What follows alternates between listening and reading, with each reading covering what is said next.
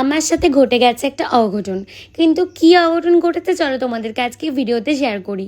তো আজকে বিকালবেলা দেখো আমরা আজকে বেরিয়েছি, আর আজকে কিন্তু আমার আর শ্রেয়সীর লাস্ট ঘোরা। মানে আমার বলতে এতটা খারাপ লাগছে যে আমরা আজকে লাস্ট ঘুরতে বেরোচ্ছি, কারণ ও সেই নর্থ বেঙ্গল চলে যাবে আর আমাদের এরকমভাবে ঘুরতে বেরোনো হবে না। আমরা যে প্রত্যেক দিন সন্ধ্যাবেলা ঘুরতে বেরোই, আড্ডা মারতে বেরোই, সেটা হবে না।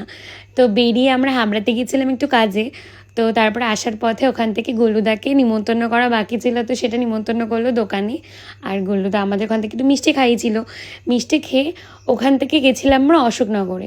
আর অশোকনগরে যাওয়ার একটা কারণ আছে। অশোকনগরে একটা শপে বেশ সুন্দর সুন্দর শাড়ি আমরা দেখি, বেশ ভালো লাগে। তো ওখানেই গেছিলাম। আর যে অঘটনটা ঘটেছে সেটা তোমাদের সাথে একটু শেয়ার করব। সেটা হলো, আমি যে রিসেপশনে শাড়িটা পরবো সেই শাড়ির ব্লাউজটা আমি খুঁজে পাচ্ছি না, মানে হারিয়েই গেছে। তো এখন আমার হাতে গুনে 2 দিন বাকি আছে, তো আমি এখন এই মুহূর্তে ব্লাউজ কোথায় পাবো? তাই জন্য আমাকে নতুন একটা শাড়ি কিনতে যেতে হয়েছে। আর আমি এমন শাড়ি খুঁজছিলাম, মানে রেডি টু ওয়্যার শাড়িগুলো, যেগুলো আমাকে না ব্লাউজ পিস বানাতে হবে না। তো সেরকমভাবেই আর কি শাড়ি খুঁজছিলাম, আর সেরকম শাড়ি নেওয়ার জন্যই কিন্তু আমি অশোকনগরে গেছিলাম। আর গাইজ, আমার বান্ধবীকে নিয়ে তো কোনো কথাই নেই। এদিকে দেখো আমাদের মধ্যে ঝগড়া চলছে এই বিষয়টা নিয়ে, কারণ ও আমাকে যেটাই দেখছে সেটাই বলছে ওকে ভালো লাগবে, এটা ভালো লাগবে, ওটা ভালো লাগবে।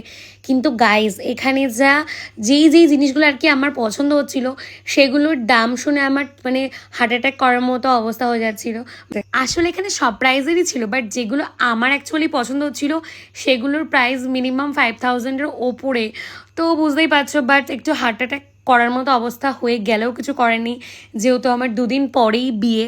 তো সেই জন্য কেনাকাটাটা আমার সারতেই হবে। তার মধ্যে এদিকে সুমন চলে এসছে। ওকে দেখে আমি একটু খুশি হয়েছিলাম, ভাবছিলাম যদি ওর পকেট কেটে কিছুটা নেওয়া যায়। বাট ও আমাকে বললো যদি ভালো লাগে নিয়েই নাও। তারপরে কিপটামো না করে নিয়ে নিলাম একটা শাড়ি। আর যেটা নেওয়ার পরে দেখতেই পাচ্ছি আমি কত স্মাইল করছি। আর আমি যেই শাড়িটা নিয়েছি সেটা তোমাদের সাথে 2 দিন বাদে আমি অবশ্যই শেয়ার করবো ভিডিওতে।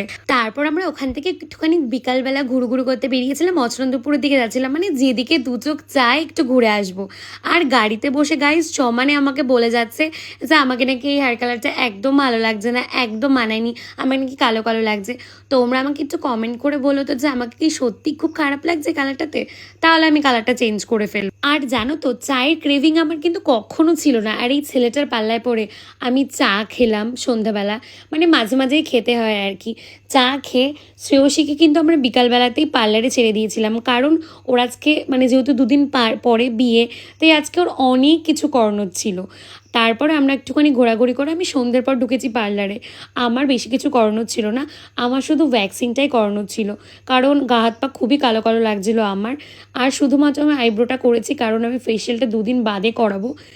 আর আজকের ভিডিওটা ছিল এইটুকুই। দেখা হচ্ছে তোমাদের সাথে নেক্সট ভিডিওতে।